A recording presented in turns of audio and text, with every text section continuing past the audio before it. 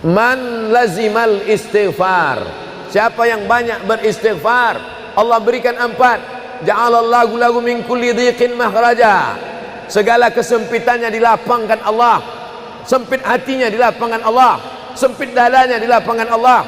Wali wa min kulli hammin faraja, segala kesusahannya diberikan Allah kemudahan, susah rezekinya, susah hidupnya, susah pikirannya, susah urusannya dimudahkan Allah. Wa razaqahu min haitsu la yahtasib, diberi Allah rezeki dari jalan yang tidak disangka-sangka, yang tidak diduga-duga datang rezeki itu. Siapa yang menjanjikan? Nabi Muhammad SAW. Nabi bicara dari mana? Wa ma yantiqu 'anil hawa in huwa illa wahyun yuha. Dia bicara bukan mengikuti hawa nafsunya, melainkan dari wahyu yang dibawa oleh Jibril dari Allah Subhanahu wa taala. Memperbanyak istighfar. Yang keempat, wa ma kana Allahu mu'adzibahum wa hum yastaghfirun. Allah tidak akan menurunkan azab wa hum yastaghfirun selama mereka mampu beristighfar. Oleh sebab itu, kenapa tsunami tidak datang? Kenapa gunung tidak meletus? Kenapa air yang dari laut tidak naik ke darat? Kenapa tidak terjadi gempa bumi? Masih ada di Sidrap yang beristighfar. Masih ada orang yang bangun malam salat sunat taubat menjelang subuh. Wabil ashari yastaghfirun, menjelang azan subuh, di waktu sahur dia memperbanyak istighfar. Sependek-pendeknya astaghfirullah, agak panjang astaghfirullahalazim, lebih panjang astaghfirullahalazim alladzi la ilaha illa huwal hayyul qayyum wa atubu ilaih. Yang lebih afdal sayyidul istighfar, Allahumma anta rabbi la ilaha illa anta khalaqtani wa ana 'abduka wa ana 'ala 'ahdika wa wa'dika mastata'tu a'udzu bika min syarri ma sana'tu abu'u laka bi ni'matika 'alayya wa abu'u bi dhanbi faghfirli fa innahu la yaghfiru dzunuba illa anta. Dibaca dia setelah subuh, dijaga Allah sampai zuhur. Dibaca setelah zuhur, dipelihara sampai asar. Dibaca selepas asar, dijaga sampai maghrib. Dibaca sehabis maghrib, dijaga sampai isya. Dibaca habis isya, dijaga sampai subuh. Allahumma anta rabbi la ilaha illa anta khalaqtani wa ana 'abduka, aku hambamu, wa ana 'ala ahdika, aku dalam perjanjian denganmu, wa wa'dika, aku dalam MOU denganmu, mastata'tu, sesuai kemampuanmu. Abu ulaka bi ni'matika alayya, aku datang menghadapmu dengan nikmatmu, nikmat mata, nikmat telinga, nikmat otak, nikmat hati, nikmat buah pinggang, nikmat kaki, nikmat tangan. Wa abu bi dzambi, tapi justru aku datang membawa dosa. Aku datang membawa nikmat, tapi justru aku datang membawa dosa. Dosa telinga, dosa mata, dosa lidah, dosa hati. Mestinya aku datang membawa nikmat, datang membawa pahala. Wa abu bi dzambi, tapi justru aku datang membawa dosa. Tapi aku yakin dan percaya, fa innahu la yaghfiru dzunuba illa anta, tak ada yang bisa mengampunkan segala dosa kecuali engkau. Di musim pandemi yang selama ini selesai sholat hanya 3 kali saja. Assalamualaikum warahmatullah, assalamualaikum warahmatullah, astaghfirullahaladzim, astaghfirullahaladzim, astaghfirullahaladzim. Diperbanyak istighfar. Wallahi, kata Nabi Muhammad SAW, Nabi bersumpah, wallahi demi Allah, inilah astaghfiru ila rabbi wa atubu ilaih, aku beristighfar kepada Allah, aku bertaubat kepada Allah mi'ata marrah, 100 kali sehari semalam. Jadi kita pun bisa beristighfar 100 kali sehari semalam. Kalau kita hitung jari kita ini sendinya ada 20, 1, 2, 3, 4, 5, 6, 7, 8, 9, 10, 11, 12, 13, 14, 15, 16, 17, 18, 19, 20. 20 sendi. Habis sholat kita isi 20 istighfar, habis subuh 20, habis zuhur 20, habis asar 20, habis maghrib 20, habis isya 20, ditambah doa 20, ditambah tahajud 20, ditambah witir 20, ditambah bangun tidur malam 20. Hanya sekali putaran tulang-tulang sendi. Kata Nabi, likulli sulama minkum sedekah, setiap tulang-tulang sendi ini mesti ada sedekahnya. Apa maksud sedekah tulang sendi? Sedekah orang kaya dengan uangnya, sedekah kita dengan sedekah tulang sendi. Astaghfirullahalazim, astaghfirullahalazim, astaghfirullahalazim, astaghfirullahalazim, astaghfirullahalazim.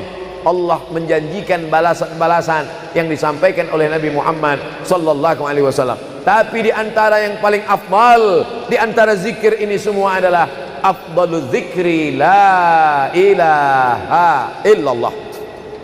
Tidak ada zikir yang paling afdal daripada la ilaha illallah.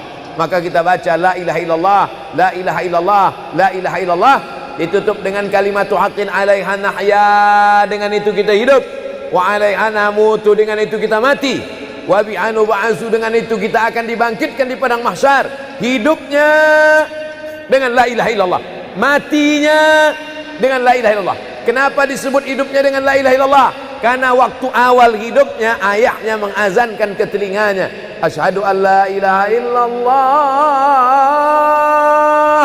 Itulah makna alaiha nahya, dengan itu kita hidup. Kenapa disebut alaiha namutu, dengan itu kita mati? Karena matinya ditalqinkan ke telinga sebelah kanan, la ilaha illallah. Matinya pun dengan la ilaha illallah. Wa bi'anu ba'su, nanti dia dibangkitkan di padang mahsyar juga dengan kalimat la ilaha illallah. Tapi jangan lupa, orang yang hanya berkata la ilaha illallah tidak diakui Islamnya. Orang yang hanya berkata la ilaha illallah tidak diterima amalnya sebelum dia sepasang dengan Muhammadur Rasulullah. Oleh sebab itu maka solawat, apalagi hari ini hari Jumat, Sayyidul Ayyam, kata Nabi, perbanyaklah solawat pada hari Jumat. Allahumma salli ala Sayyidina Muhammad wa ala ali Sayyidina Muhammad. Allahumma salli ala Sayyidina Muhammad wa ala ali Sayyidina Muhammad. Allahumma salli ala Sayyidina Muhammad wa ala ali Sayyidina Muhammad. Khusus pada hari Jumat. Hari yang lain kita berselawat, tapi pada hari Jumat maka kita perbanyak solawat, solawat, solawat, solawat. Inna salatakum ma'rudatun alayya. Solawat kamu dari rumah kamu, dari tempat kamu bersolawat.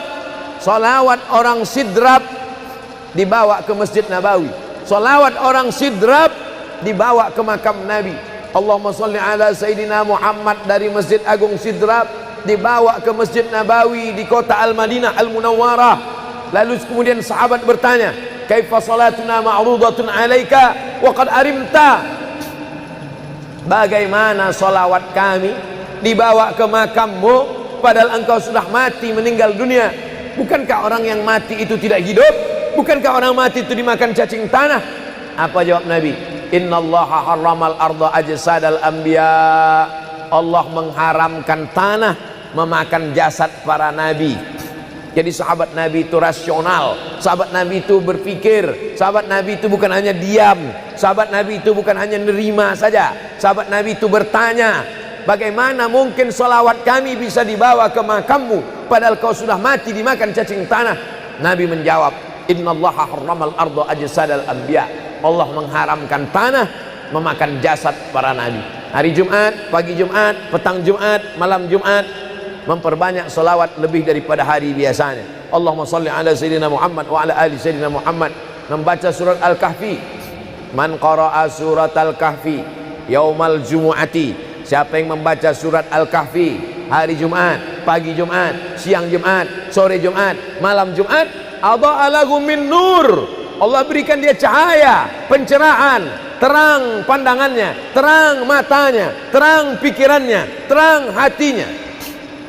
Kalau sudah gelap, kita suntuk. Makanya anak kecil tidak boleh mati lampu. Kalau ada anak kecil malam mati lampu, nafasnya bisa sesak. Kenapa sesak? Sempit dadanya. Itu maknanya kalau Allah kasih kita terang cahaya karena membaca surat Al-Kahfi hari Jumat. Tapi jangan sampai menyuruh orang baca surat Al-Kahfi, ternyata yang ceramah ini belum baca surat Al-Kahfi. Bacalah surat Al-Kahfi. Ustaz sudah baca? Oh, saya ngajak aja. Enggak. Sebelum ceramah saya baca dulu. Malam Jumat, tadi malam. Habis sholat tahajud, duduk, baca surat Yasin, baca surat Al-Kahfi. Supaya waktu menyampaikannya plong. Karena kalau kita hanya menyuruh saja tidak mengamalkannya, terasa di dalam hati. Bacalah surat Al-Kahfi. Pembohong. Oleh sebab itu saya mengajak, tapi saya sudah baca duluan. Man qara'a surat Yasin lailatal Jum'ah. Siapa yang membaca surat Yasin malam, tidak hanya malam Jumat. Man qara'a Yasin fi lailatin, tak ada disebut malam Jumat. Siapa yang baca surat Yasin pada suatu malam, malam Senin, malam Selasa, malam Rabu, malam Kamis, malam Ahad, malam Jumat, ghufira lahu, asbaha maghfuran lah. Waktu subuh dia sudah diampunkan Allah. Adapun surat Al-Kahfi tadi malam, malam Jumat, pagi Jumat, siang Jumat, sore Jumat, sampai nanti sebelum matahari tenggelam. Dan dari salat asar sampai matahari tenggelam, waktu mustajab untuk berdoa, didoakan segala kebaikan-kebaikan. Sayyidul Ayyam, induk dari segala hari. Berapa banyak orang amat sangat ingin hidup di hari ini, tapi meninggal kemarin sore. Berapa banyak amat sangat ingin hidup di bulan ini, tapi sudah didahului oleh ajal, janji kepada Allah Subhanahu wa taala. Jangan ada sedetik pun waktu yang sia-sia, yang kosong hampa, tanpa kita isi dengan amal kepada Allah Subhanahu wa taala. Man shalla alayya salatan, siapa yang bersolawat satu kali, sallallahu alaihi biha asyra, Allah balas 10 kebaikan. Huttan anhu asyara sayiat, ditutupi 10 kesalahan. Wa rufi'at lahu asyara darajat, dinaikkan 10 darajat tingkatan kemuliaan. Satu kali salawat 10 dosa diampunkan, 10 kebaikan pahala dituliskan, 10 derajat kemuliaan diangkat, dinaikkan di hadapan Allah Subhanahu wa taala. Oleh sebab itu maka hari ini kita perbanyak solawat, pertemuan solawat, berjumpa dengan orang bersolawat. Dan kita memang melakukan tradisi-tradisi itu. Ketika ada orang mau menikah bersolawat, anaknya akikah bersolawat, acara walimah bersolawat, khotib khutbah Jumat kalau tidak bersolawat batal Jumatnya. Orang yang sedang sholat kalau dia tidak bersolawat, menurut mazhab Syafi'i batal sholatnya. Orang yang berdoa kalau tidak bersolawat, doanya tergantung tidak dikabulkan Allah. Majlis kita kalau tidak ada selawat, maka majlis itu berubah menjadi majlis antanajifah, majlis mangkai, majlis busuk, majlis berbau. Oleh sebab itu tidak ada cara lain menolak ini semua adalah dengan cara bersolawat, solawat dan solawat. Itu poin yang ketiga. Poin yang keempat, di antara menjauhkan kita dari bala ini, tolak bala ini adalah shadaqatus sirri tadfa'u mitatas su'. Sodakoh menolak bala, mati su'ul khotimah. Makanya dulu kita ada istilah sodakoh tolak bala, sodakoh menolak musibah, sodakoh menolak bencana, sodakoh menolak wabah. Oleh sebab itu maka yang selama ini biasa bersedekah kepada anak yatim, biasanya menyambut Ramadan, jangan lagi tunggu bulan Ramadan, datangi rumah anak yatim, makan mereka, sembako beras mereka, masukkan ke dalam karung 10 kilo, gula sekilo, minyak sekilo, susu saset, ikan sarden, masukkan, berikan. Ini dengan niat menolak segala musibah, segala bencana, segala wabah. Orang-orang yang mati itu kalau dia ditanya Allah Subhanahu wa taala, hai mayit, hai orang yang mati, seandainya ku kasih kau hidup lagi, mau apa tidak? Mereka amat sangat ingin hidup. Apa kata mereka? Kami ingin hidup. Laula akhartani ila ajalin qarib, kasihlah kami hidup ya Allah qarib, sebentar, sekejap, semenit, sedetik saja. Kalau aku kasih kau hidup, kau mau apa? Kata Allah. Mereka menjawab, dalam Al-Quran diceritakan, laula akhartani ila ajalin qarib, kalau kau kasih aku hidup walaupun sedetik saja, fa as-saddaqa, aku mau bersedekah ya Allah. Kenapa orang mati itu tidak berkata, kasih aku hidup sedetik saja, aku mau haji dan umrah? Tidak ada. Kasih aku sedetik saja, aku mau pergi berjihad? Tidak. Kasih aku sedetik saja, aku mau sholat sepanjang malam? Tidak. Mereka mengatakan, fa'as-saddaqa, aku mau bersedekah. Mengapa orang mati itu kalau dihidupkan mau bersedekah? Dijawab oleh para ulama, karena haji dan umrah balasannya nanti setelah hisab masuk surga. Al-hajjul mabrur, haji yang mabrur, laisa lahu jaza illal jannah, balasannya surga. Tapi sedekah balasannya sudah didapatkan ketika dikubur. Begitu mati masuk kubur langsung dapat balasan sedekah. Itulah makanya kata Nabi, idza matal insan, kalau manusia mati, inqata'a, putus amalnya. Tapi ada yang tak putus, shadaqatun jariyah, sedekah yang mengalir. Belum bangkit dari kubur, belum padang mahsyar, belum hisab, belum timbangan amal, belum meniti titian siratal mustaqim, balasannya sudah nampak. Itu kehebatan sedekah dibandingkan amal yang lain. Oleh sebab itu sedekah ini luar biasa. Shadaqatus sirri tadfa'u mitatas su', sedekah menolak mati su'ul khatimah, sedekah menolak bala. Man lazimal istighfar, siapa yang banyak beristighfar, Allah berikan 4. Ja'alallahu lahu min kulli dhiqin makhraja, segala kesempitannya dilapangkan Allah, sempit hatinya dilapangkan Allah, sempit dadanya dilapangkan Allah. Wali wa min kulli hammin faraja, segala kesusahannya diberikan Allah kemudahan, susah rezekinya, susah hidupnya, susah pikirannya, susah urusannya dimudahkan Allah. Wa razaqahu min haitsu la yahtasib, diberi Allah rezeki dari jalan yang tidak disangka-sangka, yang tidak diduga-duga datang rezeki itu. Siapa yang menjanjikan? Nabi Muhammad SAW. Nabi bicara dari mana? Wa ma yantiqu 'anil hawa in huwa illa wahyun yuha, dia bicara bukan mengikuti hawa nafsunya, melainkan dari wahyu yang dibawa oleh Jibril dari Allah Subhanahu wa taala. Memperbanyak istighfar. Yang keempat, wa ma kana Allahu mu'adzibahum wa hum yastaghfirun, Allah tidak akan menurunkan azab wa hum yastaghfirun selama mereka mau beristighfar. Oleh sebab itu, kenapa tsunami tidak datang? Kenapa gunung tidak meletus? Kenapa air yang dari laut tidak naik ke darat? Kenapa tidak terjadi gempa bumi? Masih ada di Sidrap yang beristighfar, masih ada orang yang bangun malam salat sunat taubat menjelang subuh, wabil ashari hum yastaghfirun, menjelang azan subuh di waktu sahur dia memperbanyak istighfar. Sependek-pendeknya astaghfirullah, agak panjang astaghfirullahalazim, lebih panjang astaghfirullahalazim alladzi la ilaha illa huwal hayyul qayyum wa atubu ilaih. Yang lebih afdal sayyidul istighfar, Allahumma anta rabbi la ilaha illa anta khalaqtani wa ana 'abduka wa ana 'ala 'ahdika wa wa'dika mastata'tu a'udzu bika min syarri ma sana'tu abu'u laka bi ni'matika 'alayya wa abu'u bi dhanbi faghfirli fa innahu la yaghfiru dzunuba illa anta. Dibaca dia setelah subuh, dijaga Allah sampai zuhur, dibaca setelah zuhur, dipelihara sampai asar, dibaca selepas asar, dijaga sampai maghrib, dibaca sehabis maghrib, dijaga sampai isya, dibaca habis isya, dijaga sampai subuh. Allahumma anta rabbi la ilaha illa anta khalaqtani wa ana 'abduka, aku hambamu, wa ana 'ala ahdika, aku dalam perjanjian denganmu, wa wa'dika, aku dalam MOU denganmu, mastata'tu, sesuai kemampuan. Abu ulaka bi ni'matika alayya, aku datang menghadapmu dengan nikmatmu, nikmat mata, nikmat telinga, nikmat otak, nikmat hati, nikmat buah pinggang, nikmat kaki, nikmat tangan. Wa abu bi dzambi, tapi justru aku datang membawa dosa. Aku datang membawa nikmat, tapi justru aku datang membawa dosa. Dosa telinga, dosa mata, dosa lidah, dosa hati. Mestinya aku datang membawa nikmat, datang membawa pahala.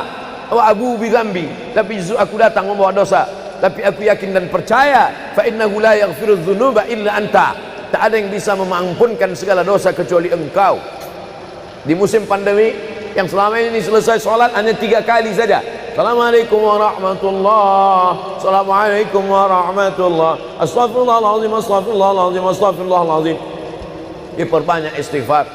Wallahi, kata Nabi Muhammad SAW, Nabi bersumpah, wallahi demi Allah, inilah astaghfiru ila rabbi wa atubu ilaih, aku beristighfar kepada Allah, aku bertaubat kepada Allah mi'ata marrah, 100 kali sehari semalam. Jadi kita pun bisa beristighfar 100 kali sehari semalam. Kalau kita hitung jari kita ini sendinya ada 20, 1, 2, 3, 4, 5, 6, 7, 8, 9, 10, 11, 12, 13, 14, 15, 16, 17, 18, 19, 20 sendi. Habis sholat kita isi 20 istighfar, habis subuh 20, habis zuhur 20, habis asar 20, habis maghrib 20, habis isya 20, ditambah doa 20, ditambah tahajud 20, ditambah witir 20, ditambah bangun tidur malam 20. Hanya sekali putaran tulang-tulang sendi. Kata Nabi, likulli sulama minkum sedekah, setiap tulang-tulang sendi ini mesti ada sedekahnya. Apa maksud sedekah tulang sendi? Sedekah orang kaya dengan uangnya, sedekah kita dengan sedekah tulang sendi. Astaghfirullahalazim, astaghfirullahalazim, astaghfirullahalazim, astaghfirullahalazim, astaghfirullahalazim. Allah menjanjikan balasan-balasan yang disampaikan oleh Nabi Muhammad sallallahu alaihi wasallam. Tapi di antara yang paling afdal di antara zikir ini semua adalah afdalu dzikri la ilaha illallah.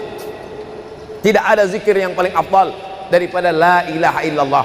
Maka kita baca la ilaha illallah, la ilaha illallah, la ilaha illallah, ditutup dengan kalimatu haqqin 'alaiha nahya, dengan itu kita hidup, wa 'alaiha namutu, dengan itu kita mati, wa bi'anu ba'su, dengan itu kita akan dibangkitkan di padang mahsyar. Hidupnya dengan la ilaha illallah, matinya dengan la ilaha illallah. Kenapa disebut hidupnya dengan la ilaha illallah? Karena waktu awal hidupnya ayahnya mengazankan ke telinganya, asyhadu an la ilaha illallah. Itulah makna alaiha nahya, dengan itu kita hidup. Kenapa disebut alaiha namutu, dengan itu kita mati? Karena matinya ditalqinkan ke telinga sebelah kanan, la ilaha illallah. Matinya pun dengan la ilaha illallah. Wa bi'anu ba'su, nanti dia dibangkitkan di padang mahsyar juga dengan kalimat la ilaha illallah. Tapi jangan lupa, orang yang hanya berkata la ilaha illallah tidak diakui Islamnya. Orang yang hanya berkata la ilaha illallah tidak diterima amalnya sebelum dia sepasang dengan Muhammadur Rasulullah. Oleh sebab itu maka solawat, apalagi hari ini hari Jumat, Sayyidul Ayyam, kata Nabi, perbanyaklah solawat pada hari Jumat. Allahumma salli ala Sayyidina Muhammad wa ala ali Sayyidina Muhammad. Allahumma salli ala Sayyidina Muhammad wa ala ali Sayyidina Muhammad. Allahumma salli ala Sayyidina Muhammad wa ala ali Sayyidina Muhammad. Khusus pada hari Jumat. Hari yang lain kita berselawat, tapi pada hari Jumat maka kita perbanyak solawat, solawat, solawat, solawat. Inna salatakum ma'rudatun alayya. Solawat kamu dari rumah kamu, dari tempat kamu bersolawat. Solawat orang sidrap dibawa ke Masjid Nabawi. Salawat orang sidrap dibawa ke makam Nabi. Allahumma salli ala Sayyidina Muhammad dari Masjid Agung Sidrap dibawa ke Masjid Nabawi di kota Al-Madinah Al-Munawwarah. Lalu kemudian sahabat bertanya, kaifa salatuna ma'rudatun alaika wa qad arimta? Bagaimana salawat kami dibawa ke makammu padahal engkau sudah mati, meninggal dunia? Bukankah orang yang mati itu tidak hidup? Bukankah orang mati itu dimakan cacing tanah? Apa jawab Nabi? Innallaha harramal arda ajsadal anbiya. Allah mengharamkan tanah memakan jasad para nabi. Jadi sahabat Nabi itu rasional. Sahabat Nabi itu berpikir. Sahabat Nabi itu bukan hanya diam. Sahabat Nabi itu bukan hanya nerima saja. Sahabat Nabi itu bertanya, bagaimana mungkin salawat kami bisa dibawa ke makammu padahal kau sudah mati dimakan cacing tanah? Nabi menjawab, innallaha harramal arda ajsadal anbiya. Allah mengharamkan tanah memakan jasad para nabi. Hari Jumat, pagi Jumat, petang Jumat, malam Jumat, memperbanyak salawat lebih daripada hari biasanya. Allahumma salli ala Sayyidina Muhammad wa ala ali Sayyidina Muhammad. Membaca surat Al-Kahfi. Man qara'a surat Al-Kahfi yaumal jumu'ati. Siapa yang membaca surat Al-Kahfi hari Jumat, pagi Jumat, siang Jumat, sore Jumat, malam Jumat, adha'a lahu min nur. Allah berikan dia cahaya, pencerahan, terang pandangannya, terang matanya, terang pikirannya, terang hatinya. Kalau sudah gelap, kita suntuk. Makanya anak kecil tidak boleh mati lampu. Kalau ada anak kecil malam mati lampu, nafasnya bisa sesak. Kenapa sesak? Sempit dadanya. Itu maknanya kalau Allah kasih kita terang cahaya karena membaca surat Al-Kahfi hari Jumat. Tapi jangan sampai menyuruh orang baca surat Al-Kahfi, ternyata yang ceramah ini belum baca surat Al-Kahfi. Bacalah surat Al-Kahfi. Ustaz sudah baca? Oh, saya ngajak aja. Enggak. Sebelum ceramah saya baca dulu. Malam Jumat, tadi malam. Habis sholat tahajud, duduk, baca surat Yasin, baca surat Al-Kahfi. Supaya waktu menyampaikannya plong. Karena kalau kita hanya menyuruh saja tidak mengamalkannya, terasa di dalam hati. Bacalah surat Al-Kahfi. Pembohong. Oleh sebab itu saya mengajak, tapi saya sudah baca duluan. Man qara'a surat Yasin lailatal Jum'ah. Siapa yang membaca surat Yasin malam, tidak hanya malam Jumat. Man qara'a Yasin fi lailatin, tak ada disebut malam Jumat. Siapa yang baca surat Yasin pada suatu malam, malam Senin, malam Selasa, malam Rabu, malam Kamis, malam Ahad, malam Jumat, ghufira lahu, asbaha maghfuran lah. Waktu subuh dia sudah diampunkan Allah. Adapun surat Al-Kahfi tadi malam, malam Jumat, pagi Jumat, siang Jumat, sore Jumat, sampai nanti sebelum matahari tenggelam. Dan dari salat asar sampai matahari tenggelam, waktu mustajab untuk berdoa, didoakan segala kebaikan-kebaikan. Sayyidul Ayyam, induk dari segala hari. Berapa banyak orang amat sangat ingin hidup di hari ini, tapi meninggal kemarin sore. Berapa banyak amat sangat ingin hidup di bulan ini, tapi sudah didahului oleh ajal, janji kepada Allah Subhanahu wa taala. Jangan ada sedetik pun waktu yang sia-sia, yang kosong hampa, tanpa kita isi dengan amal kepada Allah Subhanahu wa taala. Man shalla alayya salatan, siapa yang bersolawat satu kali, sallallahu alaihi biha asyra, Allah balas 10 kebaikan. Huttan anhu asyara sayiat, ditutupi 10 kesalahan. Wa rufi'at lahu asyara darajat, dinaikkan 10 darajat tingkatan kemuliaan. Satu kali salawat 10 dosa diampunkan, 10 kebaikan pahala dituliskan, 10 derajat kemuliaan diangkat, dinaikkan di hadapan Allah Subhanahu wa taala. Oleh sebab itu maka hari ini kita perbanyak solawat, pertemuan solawat, berjumpa dengan orang bersolawat. Dan kita memang melakukan tradisi-tradisi itu. Ketika ada orang mau menikah bersolawat, anaknya akikah bersolawat, acara walimah bersolawat, khotib khutbah Jumat kalau tidak bersolawat batal Jumatnya. Orang yang sedang sholat kalau dia tidak bersolawat, menurut mazhab Syafi'i batal sholatnya. Orang yang berdoa kalau tidak bersolawat, doanya tergantung tidak dikabulkan Allah. Majlis kita kalau tidak ada solawat, maka majlis itu berubah menjadi majlis antanajifah, majlis mangkai, majlis busuk, majlis berbau. Oleh sebab itu tidak ada cara lain menolak ini semua adalah dengan cara bersolawat, solawat dan solawat. Itu poin yang ketiga. Poin yang keempat, di antara menjauhkan kita dari bala ini, tolak bala ini adalah shadaqatus sirri tadfa'u mitatas su'. Sodakoh menolak bala, mati su'ul khotimah. Makanya dulu kita ada istilah sodakoh tolak bala, sodakoh menolak musibah, sodakoh menolak bencana, sodakoh menolak wabah. Oleh sebab itu maka yang selama ini biasa bersedekah kepada anak yatim, biasanya menyambut Ramadan, jangan lagi tunggu bulan Ramadan, datangi rumah anak yatim, makan mereka, sembako beras mereka, masukkan ke dalam karung 10 kilo, gula sekilo, minyak sekilo, susu saset, ikan sarden, masukkan, berikan. Ini dengan niat menolak segala musibah, segala bencana, segala wabah. Orang-orang yang mati itu kalau dia ditanya Allah Subhanahu wa taala, hai mayit, hai orang yang mati, seandainya ku kasih kau hidup lagi, mau apa tidak? Mereka amat sangat ingin hidup. Apa kata mereka? Kami ingin hidup. Laula akhartani ila ajalin qarib, kasihlah kami hidup ya Allah qarib, sebentar, sekejap, semenit, sedetik saja. Kalau aku kasih kau hidup, kau mau apa? Kata Allah.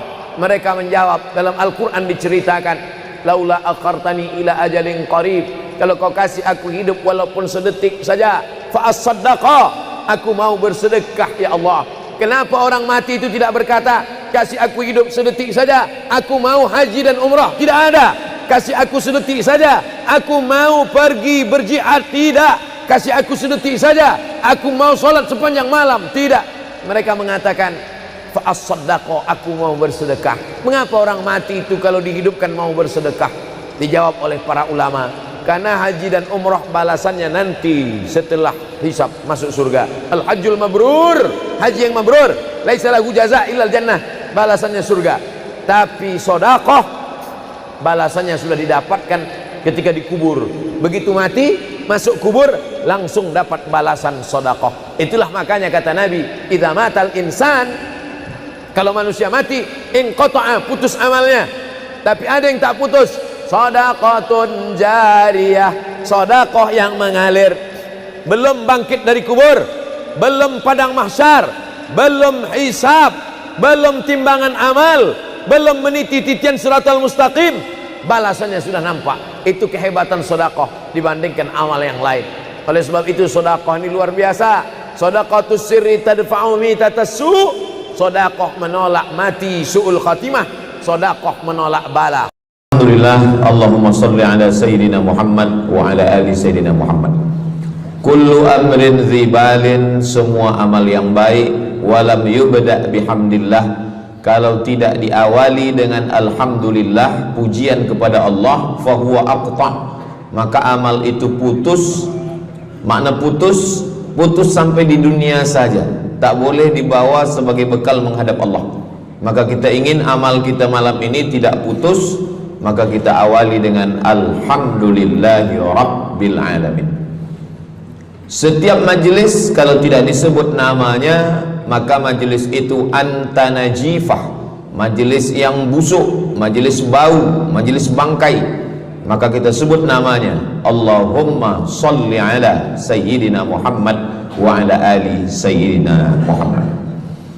Laisa minna, bukan golongan kami, kata Nabi SAW. Man lam yarham saghirana, sesiapa yang tidak sayang kepada budak anak kecil, walam ya'rif syarafa kabirina, tidak hormat kepada orang tua, maka dia tidak diperakui sebagai umat Nabi Muhammad SAW. Semua anak-anak muda-muda, belia-belia yang saya sayangi, para alim ulama, tuan-tuan guru, datuk-datuk, datin-datin, semua yang berhadir ini insyaallah dimuliakan Allah Subhanahu wa taala. Amin ya rabbal alamin. Tajuk kita malam ini 8 keutamaan orang yang bersedekah menurut Al-Qur'an dan sunnah Nabi Muhammad sallallahu alaihi wasallam. Keutamaan yang pertama, kalau orang mati itu ditanya, apakah kamu mau hidup lagi? Maka orang mati itu menjawab, tapi belum ada orang yang mati hidup lagi. Macam mana kita boleh tahu dia menjawab? Sebab diceritakan Allah dalam Al-Quran. Apa kata mereka? A'udzubillahi minasyaitonirrajim. Laula akhartani ila ajalin qarib, kalaulah kami yang sudah mati ini diberi masa lagi, ajal masa, qarib pendek, sikit, kejap. Kalaulah kami boleh dibagi masa hidup lagi walaupun sikit, walaupun kejap, apa yang ingin mereka lakukan? Fa as-saddaqa, kami ingin bersodaqah. Mereka tak ada kata, kalaulah kami boleh hidup lagi, kami ingin jihad, tak ada. Kalau boleh hidup lagi, kami ingin pergi haji, tak ada. Mereka katakan, fa as-saddaqa, kami ingin bersodaqah. Kenapa sodaqah? Kenapa bukan perang? Maka ulama membagi jawaban. Karena kalau haji itu balasannya nanti di surga. Wal hajjul mabrur laisa lahu jazaa'un illal jannah. Haji mabrur balasannya surga nanti selepas hari kiamat. Tapi kalau sedekah, balasan pahalanya diperolehi ketika di alam kubur. Itulah kenapa orang-orang yang mati itu ingin kalau hidup lagi, fa as-sadaqah, mereka ingin bersedekah. Sedekah, hampir semua kata-kata dalam bahasa Arab itu asalnya 3 huruf. Sadaqah. Sadaqah artinya benar. Sadaqallahul azim, maha benar Allah. Sadaqah artinya benar. Kalau memang benar betul iman kita, mana buktinya? Buktinya adalah dengan bersedekah. Itulah kenapa sedekah itu disebut dengan sedekah, tanda iman itu benar. Karena untuk menggerakkan lidah bercakap sangat mudah. Apa kata pepatah orang Melayu? Lidah tak bertulang, mudah saja menggerakkan. Asyhadu an la ilaha illallah wa asyhadu anna Muhammadar Rasulullah. Kalau memang benar betul cakap, mana buktinya? Buktinya adalah sedekah. Lelaki mengatakan saya cinta kepada kamu, senang saja nak mengatakan cinta, tapi apa bukti, proof, mana memang betul cinta? Maka dia mesti bagikan sedekah. Kalau yang tadi itu sedekah, kalau ini namanya sadaq. Sadaq artinya mahar. Mahar pernikahan lelaki dengan perempuan, aku nikahkan engkau dengan anak saya dengan memberikan cincin emas dan gelang rantai tunai. Itulah dia sadaq, tanda bukti cinta dia kepada seorang perempuan. Sadaqah, benar. As-sidqu, sidik, benar. As-siddiq, orang yang benar. Maka disebut dia dengan Abu Bakar Siddiq, karena dia benar memberikan emas sebesar batu waktu dibawa pergi hijrah bersama Nabi Muhammad SAW. Maka dia disebut dengan Siddiq karena dia benar imannya dengan memberikan sedekah. Tapi ada makna siddiq yang lain. Ketika yang lain mendustakan Nabi, tak percaya kepada Isra Mi'raj, dialah orang yang percaya, maka disebut dia dengan Siddiq. Siddiq dari kata sadaq, benar, karena iman dia yang benar. Mana bukti, proof bahwa iman dia benar? Dia bersedekah, membagikan emasnya sebesar batu. Nama dia Abu Bakar Siddiq. Nama ayah dia Abu Quhafah. Ayah dia tak Islam. Apa kata ayah dia? Habislah emas Abu Bakar itu dibawa Muhammad sallallahu alaihi wasallam. Anak Abu Bakar itu namanya Asma. Asma, mana emas ayah kamu? Dah habis dibawa Muhammad. Dia benci betul dengan Nabi Muhammad. Datang Asma, dia ambil batu, dia masukkan ke dalam kain. Kata Asma, emas ayah tu masih ada dalam kain, Datuk. Lalu Abu Quhafah memegang. Abu Quhafah ni buta, dia tak nampak. Oh ya, masih ada lagi. Rupanya emas itu sudah dibawa hijrah bersama Rasulullah sallallahu alaihi wasallam. Makanya kata Nabi, "Lau anfaqa ahadukum mithla Uhudin zahaban." Seandainya ada di antara kamu yang boleh berwakaf emas walaupun sebesar Bukit Uhud. Bukit Uhud itu panjangnya 7 km. Seandainya ada di antara kamu yang boleh berwakaf emas sebesar Bukit Uhud, itu tak sampai setengah tapak tangan Sayyidina Abu Bakar Siddiq. Kenapa? Sebab kalau sekarang ada orang bersedekah banyak, memanglah sekarang sudah aman. Tapi masa itu masa susah, masa payah, Abu Bakar Siddiq menunjukkan bukti keimanannya. Ini keutamaan yang pertama menurut Al-Quran. Kenapa orang bersedekah? Karena orang-orang mati, kalau dia boleh bagi tambah umur hidup lagi, mereka berkata, fa'as-saddaqa, kami ingin bersedekah. Itu yang pertama. Yang kedua, sampai berapa nih? Sampai 8. Tadi saya dibagi tahu Ustadz sampai 8. Atau tak pun sampai 8, kalau dah habis 60 menit habis. Yang kedua, idzas sama'un fatarat, langit terbelah. Wa idzal kawakibun tasarat, planet bertembung, berjatuhan. Wa idzal biharu fujirat, lautan diletupkan, tsunami namanya. Wa idzal qubur bu'athirat, semua yang dikubur dibangkitkan. Selepas itu kita pun bangkit dari kubur. Innama amruhu idza arada syai'an ayyaqula lahu kun fayakun. Bila kita bangkit, tak ada atap, tak ada dinding, tak ada pokok kayu, semua gunung-gunung macam bulu kambing dihembus angin. Wa takunul jibalu kal ihnil manfush, macam bulu kambing dihembus angin. Di mana kita bernaung? Di mana kita berlindung? Kata Nabi sallallahu alaihi wasallam. Ini yang kedua. Kullu mri'in tahta zilli sadaqatihi, orang akan bernaung di bawah sedekah.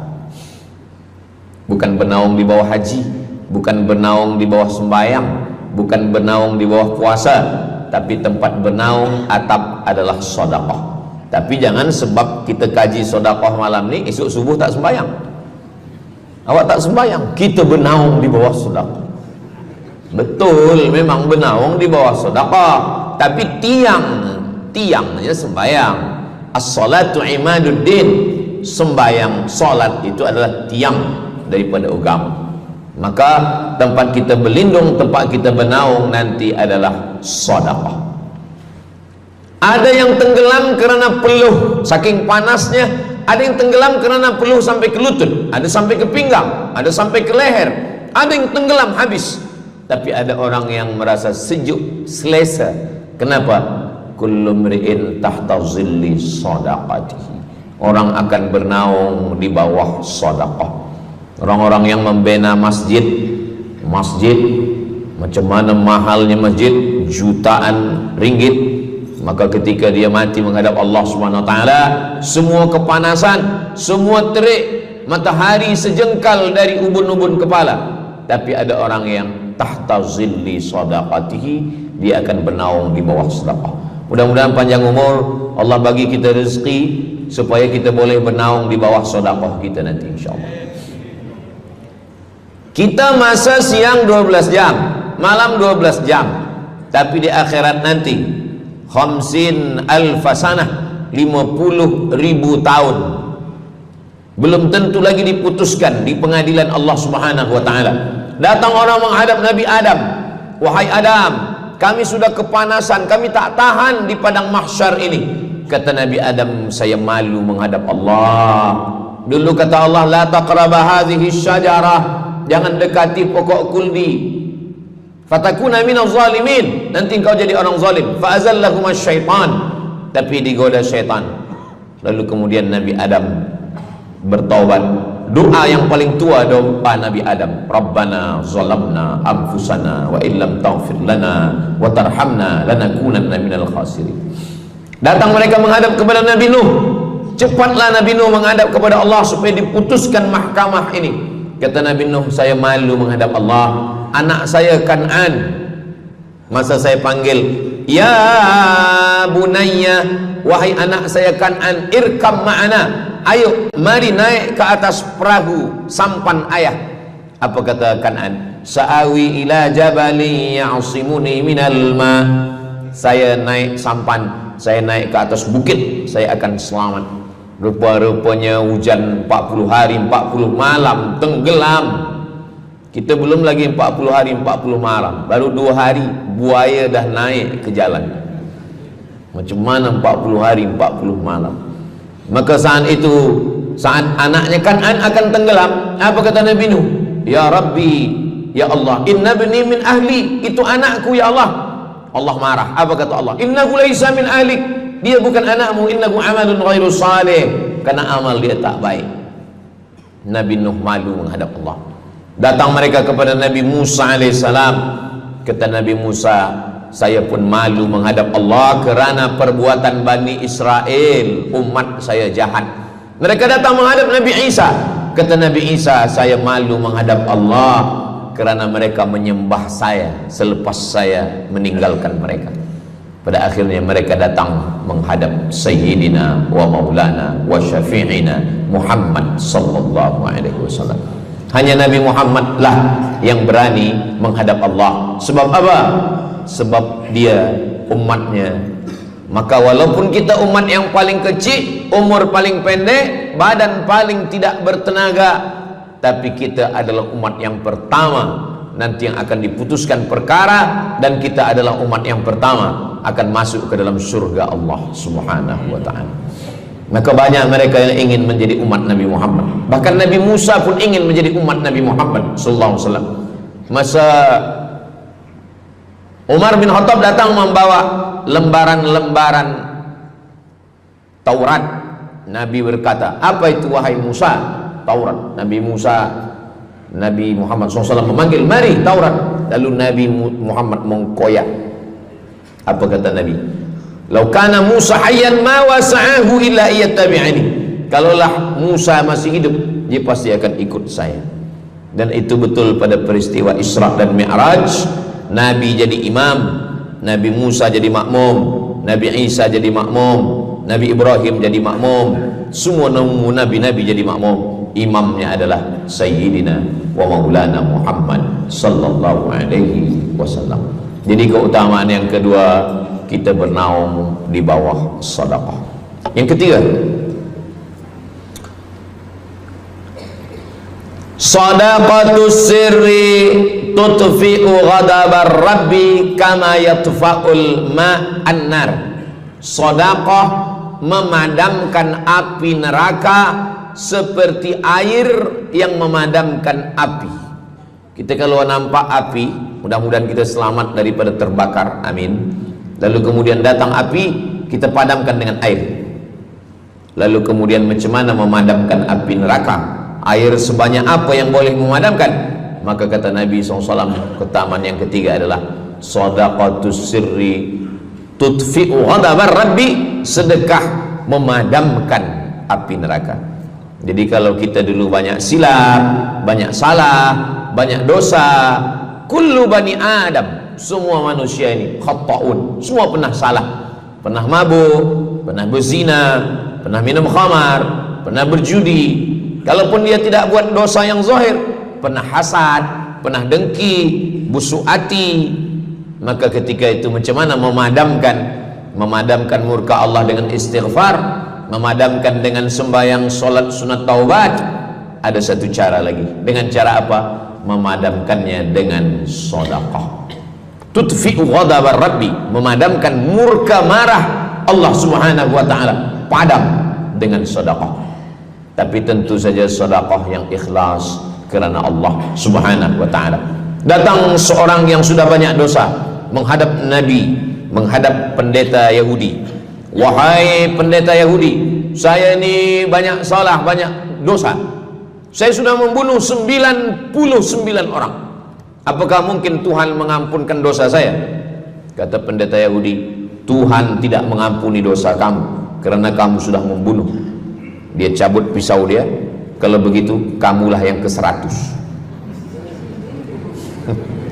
Dia dah bunuh 99. Itu maka saya takut juga kalau datang orang, Ustaz Somad, apakah Allah mengampuni dosa saya? Apa dosa kamu? Membunuh orang. Ayo Allah ampunkan dosa. Faqtulu anfusakum, bunuhlah diri kamu. Surat Al-Baqarah. Bunuhlah diri kamu. Fataba alaikum, Allah menerima taubat kamu dengan membunuh diri. Sebab Bani Israel minta ampun kepada Allah bukan dengan istighfar, minta ampun kepada Allah bukan dengan sembahyang taubat. Bani Israel kalau dia minta ampun kepada Allah dulu zaman Nabi Musa, dia ambil pedang, dia ambil parang panjang, dia cari orang yang sama-sama berdosa. Saya ada dosa, saya cari tuan-tuan yang ada dosa. Tuan ada dosa? Ada. Kita nak bertaubat? Ya, ayo kita. Nanti kita sama-sama cincang. Nanti tuan cincang saya cincang tuan. Kita sama-sama mati, baru Allah ampunkan dosa. Faqtulu anfusakum, bunuhlah diri kamu. Fataba alaikum, Allah menerima taubat kamu. Tapi syariat Nabi Muhammad sallallahu alaihi wasallam, ma min muslimin yuznibu dzamban, kalau ada yang silap khilaf salah, summa yatatahhar, mandi taubat. Apalagi kita di Bandar Seri Begawan, bila tadi pesawat terbang nak landing turun, nampak cantik laut keliling. Jadi siapa nak mandi taubat, pergi ke laut. Kalau sampai ke tengah laut, bukan cuma dosa hilang, orangnya hilang sekali. Aku mandi taubat, saya mandi taubat. Selepas mandi taubat, tak boleh mandi taubat, wudu. Tak boleh wudu, tayamum. Selepas itu sembahyang sunat taubat, usolli sunnatat taubat raka'ataini lillahi ta'ala. Dosanya perlu sebut, jangan sebut. Ada seorang lelaki, maaf, nafsu dia tinggi. Lalu di jalan dia nampak perempuan. Selepas itu maaf, dia cium. Selepas itu dia datang ke Nabi, dia mengadu, ya Rasulullah, tadi saya melakukan begini-begini. Tegak Umar bin Khattab, Allah sudah tutupi, kenapa kamu bukakan di hadapan orang ramai? Allah mengampuni manusia kecuali al-mujahirun. Al-mujahirun menampakkan dosanya dan bangga dengan dosanya. Ini orang akhir zaman ini sekarang banyak mujahirun. Dia mabuk, dia live streaming. Hai guys, dah mabuk ke malam ni? Ini al-mujahirun. Maka ulil amri mesti ambil hukum. Tapi orang yang pernah berdosa, pernah silap, pernah salah, jangan cerita lagi, tutup. Suami-suami kalau bertobat kepada Allah, mengadu kepada Allah, cukup. Jangan cerita ke istri. Allah menerima, istri tak terima. Jadi taubat cukup kepada Allah Subhanahu wa taala, mengadu dah. Bangkit tahajud malam minta kepada Allah. Jangan suara kuat-kuat. Cukup. Sebab tidak semua kejujuran boleh diterima orang lain. Tak semua perempuan boleh menerima kejujuran. Sakit hati dia. Allah Subhanahu wa taala Maha Pengampun. Selepas itu kemudian wa asbi'is sayyi'atal hasanata, dosa-dosa silap khilaf masa lalu bagaimana menutupinya? Hasanata, perbuatan baik. sembahyang baik, sholat baik, tapi ada yang paling baik. Apa dia? Shadaqatus sirri, memperbanyak sedekah, sedekah, sedekah, memadamkan murka Allah seperti api dipadamkan oleh air. Marah itu adalah kobaran dari api neraka. Bila kita sedang marah, itu adalah api neraka lahab. Lahab itu artinya berkobar. Lahab pakai ba, lahab. Sebab saya pernah juga lalu di satu jalan, ada rumah makan, restoran Abu Lahab, pakai P, lahab, mungkin lahab, makan lahab. Allah Subhanahu wa taala memadamkan murkanya. Inna rahmati sabaqat ghadabi, rahmatku lebih cepat daripada murkaku. Memang Allah marah, tapi ketika dia berbagi kepada orang lain, dia tutupi dosanya di masa yang lalu. Syarat taubat 3. Yang pertama, an-nadamu fil qalbi, menyesal dalam hati.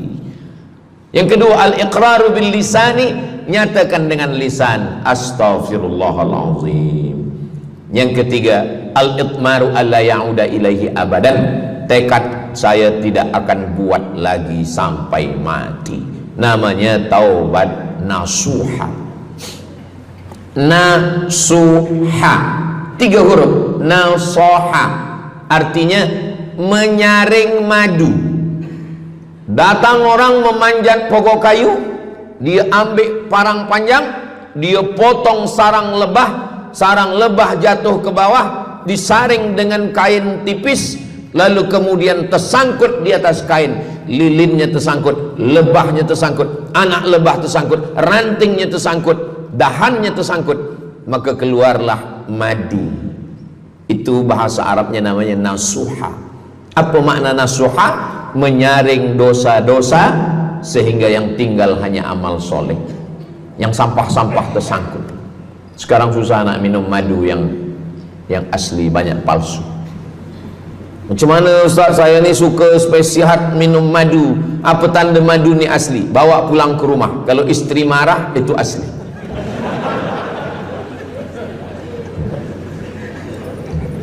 Yang keempat, ini jangan diingat, lupakan. Yang keempat, apa itu keutamaan sedekah? Kata Nabi sallallahu alaihi wasallam, as-sadaqatu, sedekah itu tadfa'u mitatassu, menolak mati su'ul khatimah.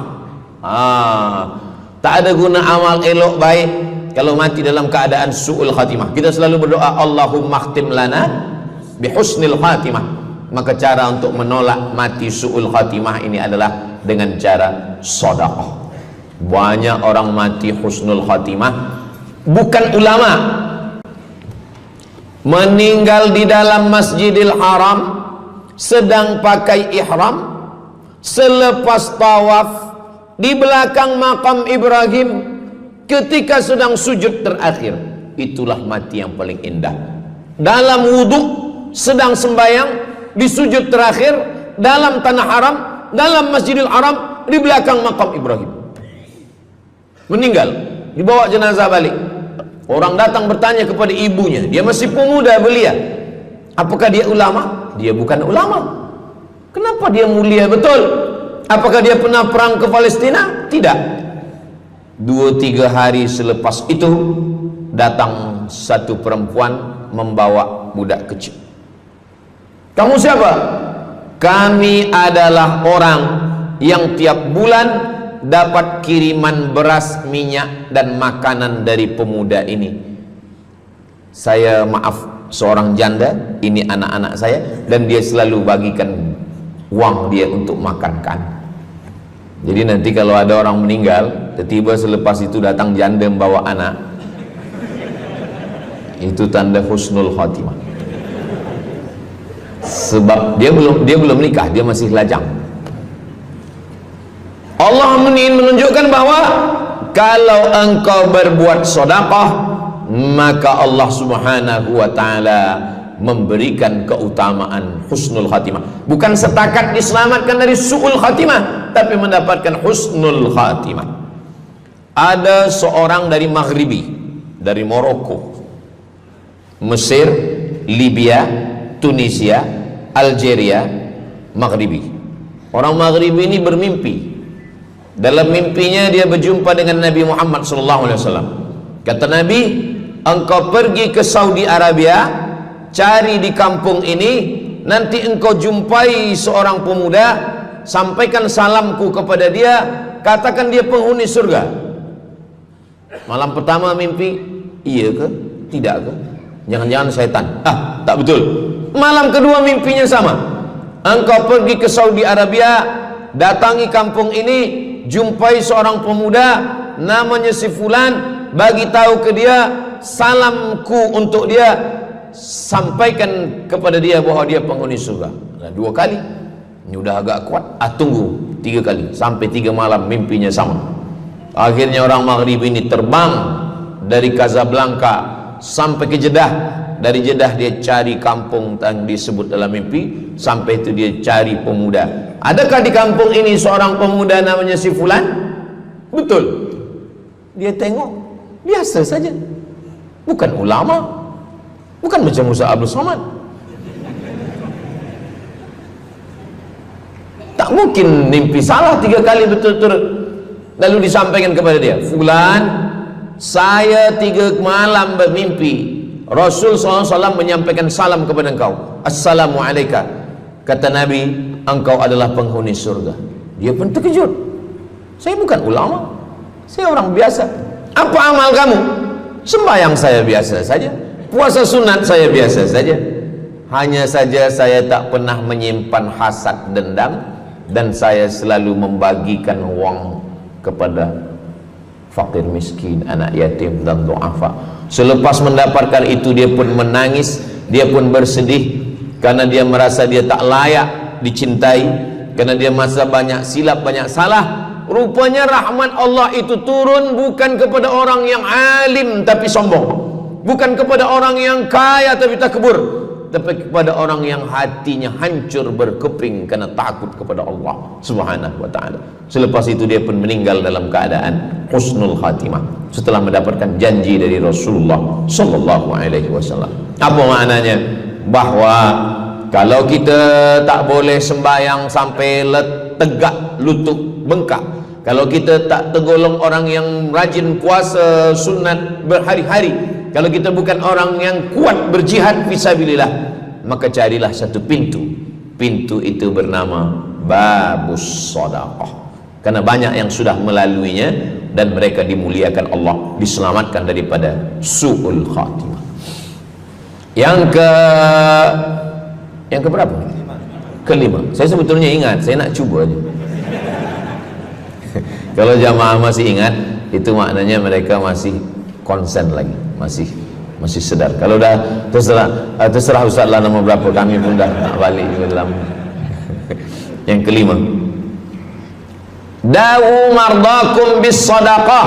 Yang kelima, dawu mardakum bis sadaqah. Obati orang yang sakit di antara kamu dengan sedekah. Datang seorang lelaki yang lututnya bernanah menemui Imam Abdurrahman ibnu Mahdi. Wahai Imam Abdurrahman bin Mahdi, lutut saya ni bernanah tak sihat-sihat. Kata Imam Abdurrahman bin Mahdi, saya ingat satu hadis Rasulullah, dawu mardakum bis sadaqah. Cuba engkau cari kampung yang di kampung itu tak ada air, kamu buat perigi. Perigi, di kampung saya namanya perigi. Lalu dia pun pergi ke kampung yang tak ada air, dia galikan perigi. Selepas itu sehari, 2 hari, 3 hari, sepekan, sebulan, lutut dia sihat kering. Dia datang lagi kepada Imam Abdurrahman ibnu Mahdi. Alhamdulillah Imam Abdurrahman ibnu Mahdi, lutut saya sudah sihat. Apa hubungan lutut dengan sedekah? Rupanya setiap orang yang mengambil air untuk minum, untuk berwudu, untuk mandi, untuk memasak, selepas itu mereka berdoa, ya Allah, berikanlah kebaikan kepada orang yang sudah membagikan air ini. Ad-du'a silahul mu'min, doa senjatanya orang beriman. Kisah ini ada dalam kitab Sa'ah wa Sa'ah, Ajaib wa Taraif. Semua ada saatnya. Beberapa kisah-kisah yang ajaib diceritakan oleh Syekh Abu Amr Al-Misri dalam judul buku Sa'ah wa Sa'ah Gharaib wa Taraib. Sudah diterjemahkan ke dalam bahasa Melayu, judulnya Semua Ada Saatnya. Nama penerjemahnya Abdul Somad. Boleh dicari di google.com. Semua ada saat. Lalu kemudian saya sampaikan hadis ini di masjid. Dawu mardakum bis sadaqah. Obatilah orang yang sakit di antara kamu dengan sedekah. Selepas itu saya turun dari masjid, saya pergi ke kereta, di parking, datang seorang jamaah. Memang yang Ustaz sampaikan tadi betul. Kata saya, memang betul. Takkan saya sampaikan tak betul? Apa maksud awak? Betul. Istri saya kena sakit kista sebesar duit di dalam, maaf, rahim dia. Kata doktor, ini mesti diambil, kalau tidak dia makin besar makin besar. Tapi kalau diambil, dicabut, operate, nanti akan, maaf cakap, tercabut rahim sekali. Dan kalau rahim tercabut, maka nanti tidak boleh mengandung. Mendengar itu istrinya menangis, suaminya tersenyum. Yang senyum budak kecil pula. Lalu kemudian rupanya istri dia tahu tentang hadis Nabi, dawu mardakum bis sadaqah, obatilah orang yang sakit dengan bersedekah. Maka dia pun bersedekah, bersedekah, bersedekah, bersedekah. Selepas itu mereka pergi lagi medical check up ke hospital. Sampai di hospital dicek USG, rupanya kista itu makin kecil, kecil, kecil, kecil dan hilang. Doktor tu pula bertanya balik, awak makan apa? Saya makan nasi, kata dia. Minum apa? Minum teh tarik. Saya amalkan hadis Nabi Muhammad SAW, dawu mardakum bis sadaqah. Kata doktor, awak tak perlu operate dan ini tidak perlu dibelah, dan rahim awak masih boleh mengandung. Istrinya tersenyum, lakinya pula menangis. Begitulah Allah Subhanahu wa taala. Syekh Abu Amr Al-Misri bercerita tentang seorang perempuan di Saudi Arabia. Dia pergi ke Amerika. Kata doktor di Amerika, kamu sudah balik ke rumah, makan kenyang, tidur lelap. Nanti kalau puan-tuan pergi hospital, lalu dokter bercakap, balik ke rumah, makan kenyang, tidur lelap, itu maknanya malaikat maut dah dekat, tak ada obat. Maka dia pun balik ke Saudi Arabia, dia ambil harta dia, dia sedekah, dia sedekah, dia sedekah, dia sisa dia bagikan baki sikit untuk ahli waris. Selepas itu last kali dia pergi lagi ke Amerika, last medical check up. Apa kata doktor di Amerika? Kami sudah cek, kamu sihat wal afiat. Banyak sekali orang-orang yang diberikan Allah Subhanahu wa taala keutamaan dengan sedekah, mukjizat bahwa Nabi SAW sudah meninggal dunia, tapi mukjizatnya masih ada sampai akhir zaman ini. Di antaranya adalah dawu mardakum bis sadaqah, obatilah orang yang sakit di antara kamu dengan bersedekah. Yang ketujuh, yatsba'ul mayyita salasun, yang mengiringi mayat orang mati ke liang lahat ada tiga. Yang pertama mal, bahasa Arabnya mal, orang kita menyebut mall, harta. Yang mengiringi manusia ke liang lahat, yang pertama maluhu, harta. Yang kedua ahluhu, istri, anak, menantu, kawan, jiran, sahabat. Yarji'usnani, yang dua ni balik ke rumah, anak balik, istri balik, kereta balik, semua balik. Wa yabqa wahidun, yang kekal hanya satu. Apa dia? Yang kekal hanya satu, itulah dia sedekatuhu. Sedekahlah yang kekal. Itulah kenapa orang-orang meninggal dunia. Kita di atas dunia ini, kata Nabi, baina sittin wa sab'in. Kita hidup di atas dunia ini antara sittin, 60, sab'in, 70. 60, 70, 60, 70. Kalau umur 30, ada berjumpa jamaah umur 30 yang dia soal, dah berbini ke? Nabi ni belum. Oh. Awak dah menikah? Belum. Apa belum nikah lagi? Kejap lagi Ramadan. Takkan jaga subuh? Macam mana nak sembahyang? Macam mana nak sahur? 30. Bila 40, soalan sudah berubah. Saya ni diabetes, saya ni kolesterol, saya ni. Bila masuk 50, dah mula tanya, saya ni rabun, tak nampak lagi. Bini pun kadang tak nampak. Bini orang nampak. Bila 60, mendengar tazkirah Ustaz Somad, kunci satu, jangan tersinggung. Ada beberapa jamaah tersinggung, balik meninggal. Bukan kerana tersinggung, memang ajal dah sampai. Jadi Ustaz umur berapa? Saya lahir 18 hari bulan Mei 1977. Umur rasa 27. Umur ini bukan masalah angka, tapi masalah rasa. Semua yang hadir uban, semua yang hadir banyak uban, semua yang hadir malam ini muda. Mana muda lagi Ustaz? Kami dah tua. Ini bukan orang tua, ini orang tua yang terjebak di tubuh pemuda. Ini semua pemuda-pemuda. Siapapun yang sembahyang ke masjid, siapapun yang berjamaah, maka dia muda. Siapapun yang tidur di rumah tak sembahyang, dia sudah tua. Lautan kan kuseberangi, gunung kan kudaki, masjid kulalui. Ini orang tua semua. Jadi tua dan muda itu bukan masalah usia, bukan masalah umur, tapi masalah perasaan kita. Saya kalau ditanya orang, umur Ustaz berapa? Qamariyah apa Syamsiah? Muharram Safar apa Januari Februari? Jadi masalah umur ini insyaallah kita semua dibagi Allah kesihatan. Amin ya rabbal alamin. Yang sakit-sakit diangkat Allah penyakitnya. Amin. Jadi kata Nabi sallallahu alaihi wasallam, semuanya tinggal, wa yabqa wahidun, yang tinggal hanya satu, wa amaluhu, di antara amal adalah sedekah. Itu yang ketujuh. Nabi meninggal umur 63 tahun. Abu Bakar Siddiq 63 tahun. Imam Syafi'i lahir 150, meninggal 204. Imam Syafi'i lahir di Gaza, Palestina. Semoga Allah menolong saudara kita di Palestina. Imam Syafi'i lahir di Palestina, di Gaza 150 Hijrah.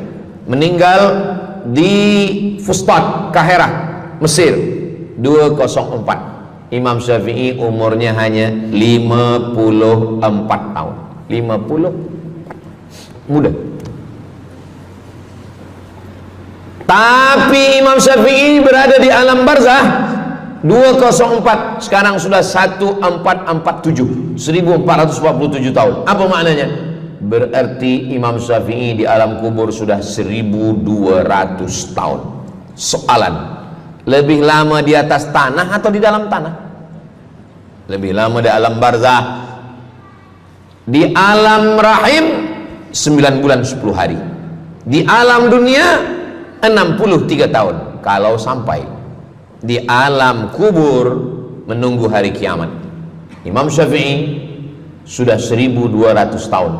Tapi setiap detik, setiap menit, setiap jam, dari maghribi sampai ke Nusantara, semua orang menyebut nama Syafi'i, Syafi'i, Syafi'i, Syafi'i. Setiap kampung ada nama orang Syafi'i, setiap kawasan ada nama orang Syafi'i. Begitulah mulianya Imam Syafi'i. Kita, seandainya kita mati, berapa lama lagi kita di alam barzah? Dulu ada yang mengatakan kiamat 2012, rupanya tak jadi. Kan ada filmnya, kiamat 2012, Steven Spielberg. Tak jadi. Yas'alunaka 'anis sa'ati ayyana mursaha. Mereka bertanya kepadamu tentang hari kiamat. Qul, katakan, la ya'lamuha illa, yang tahu hanya Allah Subhanahu wa ta'ala. Pikirkan, kalau kita mati, apa yang akan mengalir? Rumah kita dijual anak kita, dibagi-bagi kepada ahli waris. Kereta kita dijual semuanya. Tapi orang yang membina masjid di Brunei Darussalam, masjid dah cantik-cantik, besar-besar, elok-elok. Tadi kami cerita tentang Muslim yang ada di Kamboja, yang ada di Vietnam, yang ada di Myanmar, kesusahan, kepayahan, yang ada di Palestin. Itu kalau kita tolong, mengalir sampai hari kiamat. Kita fikirkan apa yang akan mengalir selepas kita mati menghadap Allah Subhanahu wa ta'ala. Di antara yang pasti mengalir, anak belum tentu. Waktu kita hidup dia soleh, selepas kita mati dia stres. Na'udzubillah. Mudah-mudahan anak-anak kita semua anak-anak yang soleh-soleh. Tapi yang pasti adalah sedekah. Maka kita siapkan sedekah menolong agama Allah Subhanahu wa ta'ala. Yang ke-8, kata Nabi sallallahu alaihi wasallam, idza matal insan, hadisnya ada dalam Sahih Muslim. Idza matal insan, ada orang yang membaca hadis ini idza mata ibnu Adam. Idza mata ibnu Adam itu terjemah, bukan bunyi teks. Bunyi teksnya idza matal insan, kalau manusia mati, inqata'a, putus. Tapi banyak yang salah faham tentang hadis nih. Kamu malam ni tak ada buat kenduri orang mati, tak ada baca doa, tak ada baca yasin, tak ada baca tahlil. Idza matal ibnu Adam, kalau manusia sudah mati, putus. Jangan kirim-kirim doa lagi. Banyaklah soalan ke saya, Ustaz Abdul Somad, ya, macam mana kalau orang sudah mati tak ada anak, lalu siapa yang mendoakan dia? Kata saya, yang mendoakan dia saya. Allahumma ighfir lahu warhamhu wa'afihi wa'fu anhu. Siapa yang akan bacakan Al-Fatihah untuk dia? Saya akan bacakan Al-Fatihah. Saya tengok muka dia macam meragu, dia tak percaya Fatihah ini sampai. Siapa yang tak percaya Fatihah sampai, saya tak marah, sebab ni masalah yang gaib. Siapa yang tak percaya Yasin itu sampai, siapa yang tak percaya Fatihah itu sampai, saya tak marah. Bagi saja nama semua lengkap dengan bin. Nanti bila mati saya kirim. Bila tak sampai, cepat-cepat bagi tahu. Idza matal insan, kalau manusia mati, inqata'a amaluhu, yang putus tu amal dia, amal yang mati itu. Misal ini ada orang mati, namanya Abdul Somad. Ketika saya sebut nama lain tersinggung pula. Ada orang mati namanya Abdul Somad. Idza matal insan, kalau Abdul Somad ni mati, inqata'a amaluhu, maka yang putus tu amal dia. Amal Abdul Somad ni yang putus. Amal orang Brunei untuk Abdul Somad putus atau tak putus? Tidak putus. Datang berita, mereka tengok di Instagram Abdul Somad, Ustadz Abdul Somad Official. Bagi yang belum follow, cepat follow. Dapat berita Ustadz Somad sudah meninggal. Orang Bandar Seri Begawan, semua orang Brunei mengirimkan Al-Fatihah, mereka sholat gaib. Sampai apa tak sampai? Sampai. Jadi mana yang putus itu apa maknanya? Amal dia putus, amal orang mati ini putus. Amal orang hidup kepada yang mati tak putus. Saya bilang sekali lagi, yang putus itu amal orang mati. Amal orang mati putus. Apa maksud amal orang mati putus? Kepada muslimin muslimat, sila datang ke masjid yang akan membagi tazkirah almarhum Abdul Somad. Itu mana putus, mana boleh tazkirah lagi. Orang mati itu amalnya putus, tapi amal orang hidup untuk orang mati tidak putus. Kalau memang putus, kenapa ada amalnya yang tak putus? Ada amal dia yang tak putus. Ini Abdul Somad mati dia, amal dia semuanya putus, tapi ada amal dia yang tak putus. Pertama, shadaqatun jariyah. Sedekah itu kan amal dia, tak putus. Sedekah dia bina masjid dia, sedekah dia tahfiz Quran. Budak-budak tahfiz Quran itu menghafal Quran, jadi tuan guru, punya murid, punya pondok, maka tak putus. Amal dia tapi tak putus. Yang kedua, ilmun yuntafa'u bih, mengajar dia, diamalkan orang, tak putus. Waladun solihun, anak soleh. Anak soleh itu maksudnya, anak soleh itu kan amal dia.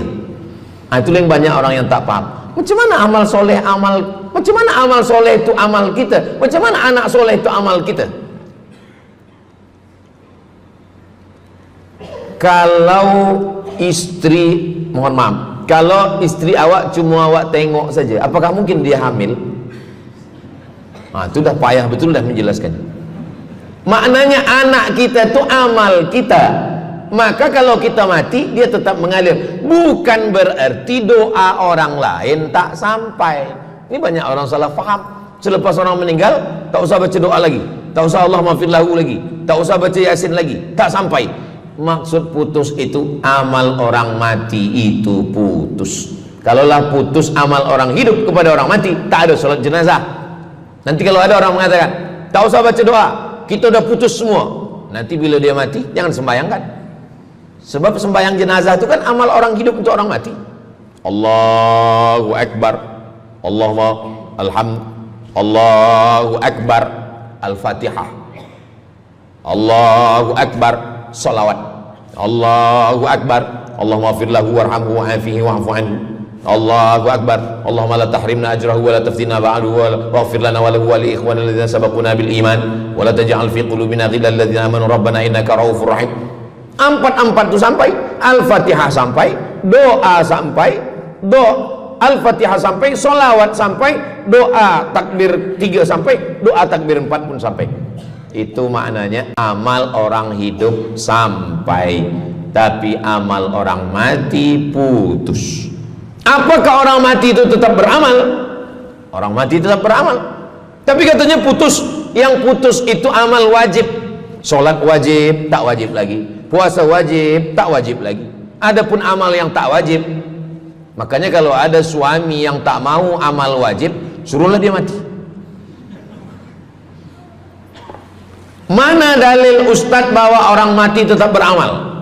Waktu Nabi Muhammad SAW Isra Mi'raj, Nabi Isra Mi'raj, Nabi tengok Nabi Musa sholat di dalam kuburnya, padahal Nabi Musa sudah meninggal.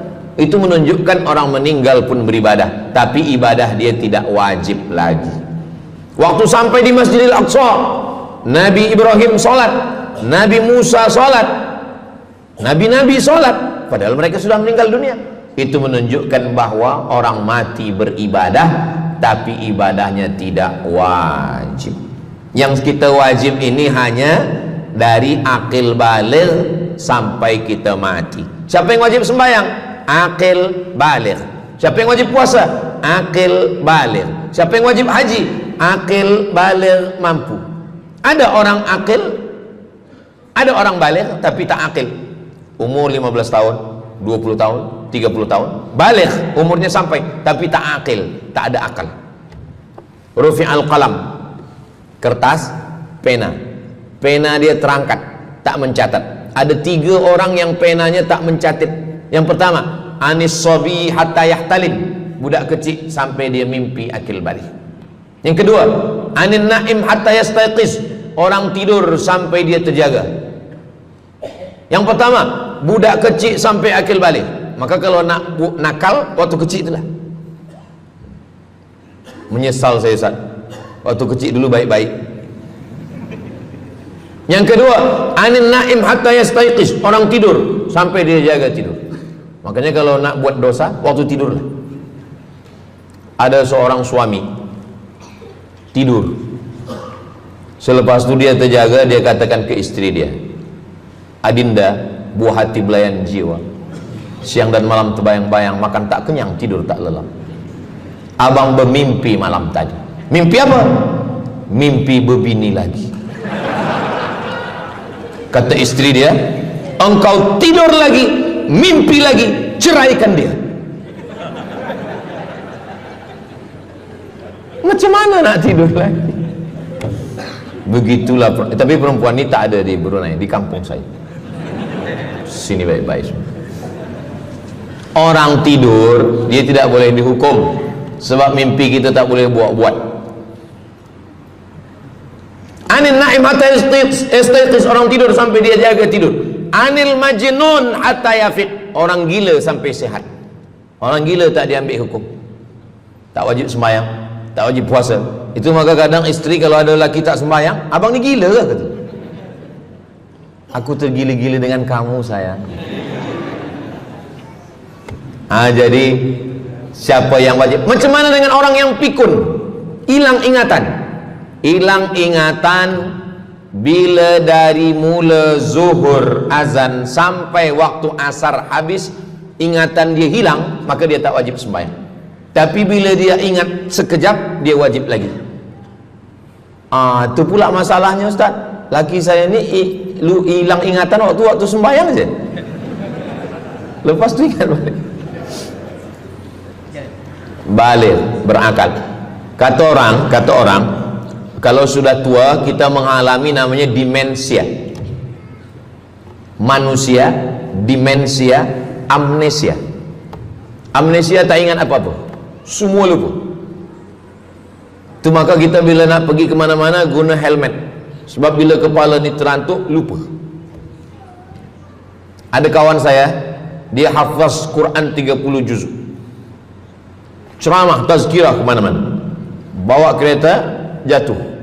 Kata dia banyak ayat-ayat yang hilang, maka aku kalau sembahyang ayat pendek-pendek. Kata saya, bang, di kampung saya dulu kalau ada radio yang dah tua yang rosak, itu biasa kita pukul mau elok balik. Cuba antukkan sekali lagi, kata saya. Kata dia, aku takut kalau aku antukkan Fatihah ni pula hilang. Maka Islam ini datang menjaga 5. Pertama, menjaga akal. Tak boleh minum khamar, tak boleh guna khamar, narkotik. Menjaga diri, tak boleh bunuh diri. Menjaga kehormatan, tak boleh menghina orang. Menjaga agama, tak boleh membawa aliran sesat, ateis, tak percaya, kekafiran. Menjaga harta, tak boleh ada mencuri, tak boleh ada dusta, tak boleh ada akad bohong, tak boleh ada tipu, tak boleh ada gharar, tak boleh ada zulm, tak boleh ada ghish. Man ghasyana falaysa minna, siapa yang menipu kami maka dia bukan golongan kami. Jadi berdasarkan 8 keutamaan ini, kalau ingat 8-8-nya alhamdulillah. Tak ingat 8, ingat 7, ingat 6, ingat 5, ingat 4, ingat 3, ingat 2, ingat 1. Satu pun tak ingat, innalillah. Tapi insyaAllah kita boleh ingat semua. Sebab apa? Sebab tazkirah malam ini direkodkan. Nanti boleh ditonton ulang di channel Ustaz Abdul Somad Official. Jangan lupa subscribe, like, share, and comment. Jamaah yang dimuliakan Allah Subhanahu Wa Taala, tadi saya mula pukul 8.15, sekarang sudah pukul 8.10. Jadi saya di mana-mana tazkirah memanglah 60 menit, 600 ml. Tapi rupanya botolnya kecil je. Jadi sebenarnya setengah jam pun cukup. Jadi dari 8 tadi itu semua membagi kita semangat. Kalau ada orang yang mengatakan Islam ini agama yang menyuruh kita tak usahlah berniaga, tak usahlah bertanam kelapa sawit, tak usahlah bertanam kelapa, tak usahlah buka ikan, tak usahlah bertani. Sesungguhnya Islam ini agama yang menyuruh kita berusaha. Masuk masjid, Allahumma aftah li abwaaba rahmatik. Keluar masjid, Allahumma inni as'aluka min fadlik. Kenapa keluar masjid minta rezeki? Sebab peniaga, pedagang, bisnismen dapat duit. Duitnya bukan untuk dunia, duitnya untuk akhirat. Jadi kalau ada orang mengatakan kereta tak dibawa mati, siapa kata kereta tak dibawa mati? Kereta boleh dibawa mati. Kereta yang macam mana? Kereta wakaf. Ada kereta 10, wakafkan untuk tahfiz Quran. Masa mak saya meninggal, berpesan dia, nanti kalau aku mati, tolong kuburkan aku di samping makam ayahku. Dari tempat saya, rumah saya ke kampung mak saya jauh, 10 jam naik kereta. Hospital tak nak bagi kereta ambulan. Maka selepas itu saya azam dalam diri saya, nanti kalau ada duit, kita buatkan kereta wakaf ambulan. Siapapun saja yang sakit meninggal, free, Alhamdulillah kami ada yayasan tabung wakaf umat namanya, 2 kereta ambulans sekarang. Siapapun yang sakit free. Naik kereta ni free, syaratnya 2, sakit mati. Alhamdulillah, sesiapa saja datang boleh. Jadi saya rasa sakit hati, dalam hati saya itu saya mesti azamkan, tekadkan ini. Begitu juga dengan tahfiz, guru-guru, cikgu-cikgu, pelajar-pelajar, buatkan kereta. Begitu juga dengan rumah. Apa kata orang? Untuk apa bina rumah elok-elok, rumah besar? Rumah tak dibawa mati. Rumah boleh dibawa mati. Rumah yang mana? Rumah tahfiz Quran. Assalamualaikum. Waalaikumsalam. Ustaz Abdul Somad, betul, saya ada rumah Ustaz, 9 bilik, 2 aras, parking lapang. Rumah siapa? Tak tahu. Ini rumah siapa Tuan? Tuan Haji. Rumah saya. Tuan Haji di mana sekarang? Saya di Surabaya, Ustaz Abdul Somad. Rupanya dia dulu kerja kilang minyak di Riau, Sumatera. Lepas pencen dia balik ke Jawa. Jadi rumah ni saya nak wakafkan. Wakafkan sekarang kami buat rumah tahfiz Quran. Pagi, petang, siang, malam orang hafaz Quran. Ini rumah boleh. Jadi kalau ada orang mengatakan tak usahlah cari harta banyak-banyak, harta tak dibawa mati. Harta dibawa mati dengan syarat diwakafkan, diinfakkan, disedekahkan. Yang paling tinggi zakat wajib. Di bawah zakat wakaf.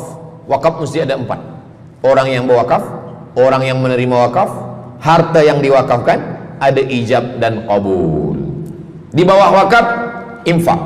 Di bawah infak baru sedekah. Kenapa infak lebih tinggi daripada sedekah? Sebab infak adalah harta, sedangkan sedekah tak harta pun sedekah. Senyum itu sedekah.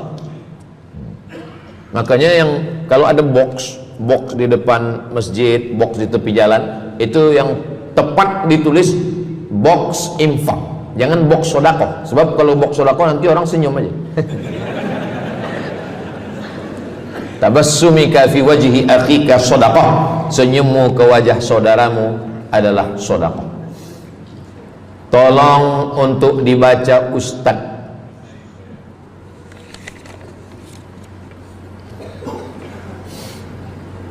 Seorang hamba yang ketika jahiliyah pernah mengambil hak orang dengan mengambil persen daripada uang infak. Setelah dia menyadari akan salahnya, dia bertaubat dan ingin mengembalikan hak tersebut. Masalahnya dia tidak mengetahui berapa dan ke siapa dibalikkan. Kalau kita termakan terpakai duit yang kita tak tahu entah punya siapa, cuba ingat-ingat. Memang kalau masalah ini kadang kita lupa memang. Coba ingat tahun berapa. Sebab duit RM1 tahun 80 dengan 2025 tak sama nilainya, sebab ada inflasi ekonomi. Jadi coba ingat, tengok dengan harga emas.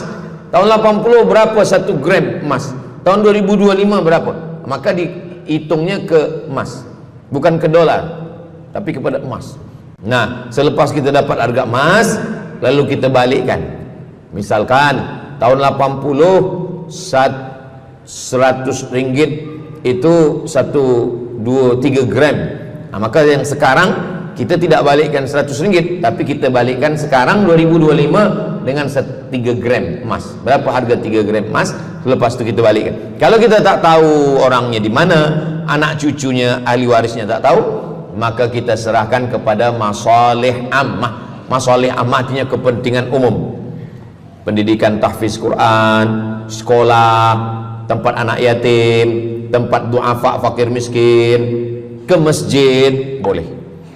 Tapi kalau kita bawa duit haram, duit tak jelas, kita serahkan saja. Datang, tuan guru bagi dah. Jangan sebut pula tuan guru ni ada beberapa duit haram saya nak bagi ni.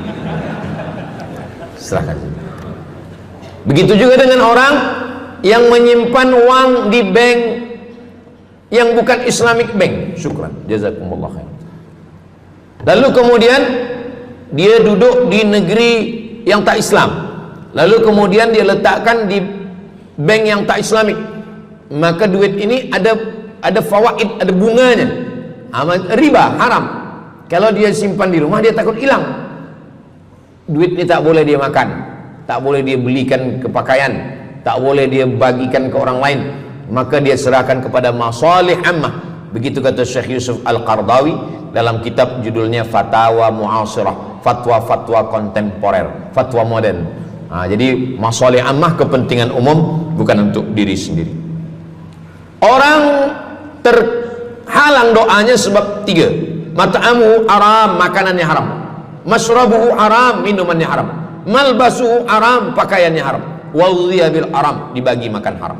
Jadi kalau kita selamatkan, insyaallah Allah pun menyelamatkan kita semua. Mudah-mudahan Allah bagi kita, anak cucu kita rezeki, supaya kita boleh mengamalkan pintu sedekah ini. Salah satu pintu surga ada namanya babus sedekah.